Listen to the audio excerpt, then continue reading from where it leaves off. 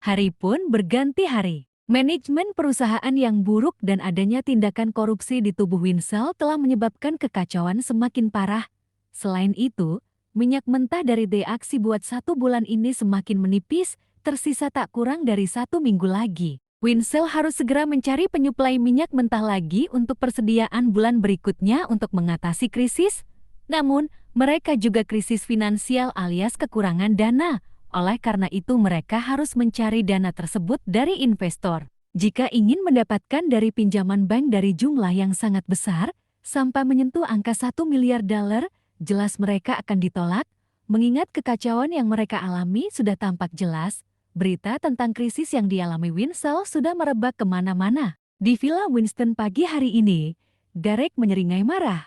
"Russell, kau tidak becus mengurus perusahaan keluarga Winston? Adikmu jauh lebih cerdas daripadamu. Jika kau tidak bisa membawa perubahan, ayah akan suruh Axel pulang dan menyuruhnya berhenti menjadi dosen. Lebih baik dia saja yang mengurus Winsel," dampratnya dengan ketus. Tidak terima dengan omelan itu, Russell malah mencari alibi. "Ayah, semua ini gara-gara Marvin. Jika dia tidak buat masalah dengan Raymond, aku sangat yakin kita sudah dari kemarin-kemarin dapat suplai untuk 3 bulan. Tapi karena dia telah menyakiti hati Raymond, kita gagal mendapat bantuan dari Harvard. Kalian berdua sama-sama bodoh dan tidak bisa diandalkan." Russell mengerutkan alis. Parah sekali si menantu pilihan ayah itu. Russell malah menyinggung ayahnya sendiri untuk mengikis kesalahannya.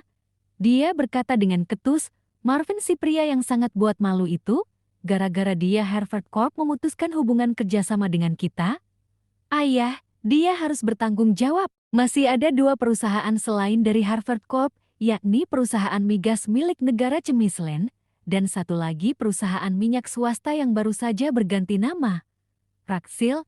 Jika Winsel mengajukan permohonan ke perusahaan migas milik negara, kemungkinan diterima sangat kecil. Begitu juga jika mereka memberikan penawaran kepada perusahaan baru itu, ada banyak alasan. Tentu perusahaan-perusahaan tersebut tidak ingin kalau Winsel mencicil, bayar separuh, atau semacamnya, karena yang diperjualbelikan sekarang adalah bukan sekantong kerupuk, jelas tidak bisa main-main. Profit dari penjualan selama hampir 1 bulan ini sangat tipis, dipotong biaya produksi, biaya tak terduga, dan cukup banyak dikorupsi. Untungnya mereka tidak terjerat utang dengan pihak aksi pas pembelian sebanyak 1 miliar dolar waktu itu. Langkah pertama adalah Winsel harus mencari dana investor terlebih dahulu, baru setelah itu mereka akan memberikan penawaran kepada Raksil untuk jatah minyak yang panjang sepertinya, mengingat kalau hanya 1 bulan, dikhawatirkan akan seperti ini. Mereka ingin menyiapkan stok selama 6 bulan ke depan. Jika dananya tidak cukup, mungkin mereka akan mengurangi beberapa persen kebutuhan, yang terpenting bisa tercukupi selama waktu 6 bulan ke depan. Oleh karena itu, dana yang besar adalah harga mati. Pagi ini Marvin mengantarkan istrinya ke Villa Winston sesuai dengan arahan dari mertuanya. Setelah itu, Marvin langsung dibiarkan pergi, karena lagi pula banyak pekerjaan yang telah menunggu hari ini. Jennifer akan menerima sarapan tidak enak pagi ini. Dia duduk di ruang keluarga menghadap ayah dan kakaknya. "Ada apa menyuruhku pagi-pagi ke sini?"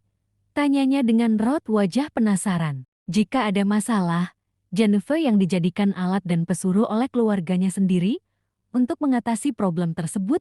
Sementara jika Jennifer minta sebuah posisi yang bagus di perusahaan, keluarganya akan cepat membantah dengan alasan Jennifer belum cukup ilmu dan pengalaman dalam mengurus bisnis. Dan suruhan mereka pun bisa dibilang tidak terkait langsung dalam pekerjaan. Misal pada kasus Raymond tempo lalu, Jennifer hanya dijadikan alat dan bukan diberikan tugas layaknya pekerja profesional. Padahal, Jennifer termasuk wanita cerdas seandainya keluarganya benar-benar percaya padanya. Derek memijat keningnya dan berkata, "Dalam waktu 3 hari ini, kau harus bisa melobi Damian Carter. Dia menjabat sebagai manajer di G10 Enterprise. Ayah tidak mau tahu, kau harus mendapatkan dana paling tidak 4 miliar dolar untuk minyak mentah kita selama 6 bulan. Winsel mengambil kebijakan untuk memangkas jumlah produksi beberapa persen. Seharusnya mereka menyiapkan dana sebanyak 6 miliar dolar, tapi terpaksa dipangkas untuk mengimbangi krisis. Kebijakan tersebut berhasil atau tidak, entah, belum bisa dipastikan. Mendapatkan perintah yang menyusahkan itu, Jennifer melangos dan memberengut. Dia berkata dengan sangat malas, "Ayah, G10 Enterprise sangat teliti dan bijak. Mana-mana mungkin mereka mengeluarkan dana sebanyak itu kepada perusahaan yang tengah krisis." Tepat. Statement yang dikeluarkan oleh Jennifer sangatlah tepat. Jika mereka menawarkan $1 miliar pun, belum tentu juga diterima. Namun, tidak untuk Derek. Damien Carter memang hanya menjabat sebagai salah satu manajer, tapi banyak keputusan berada di tangannya. Dia bahkan pernah meloloskan dana sebanyak belasan miliar dolar.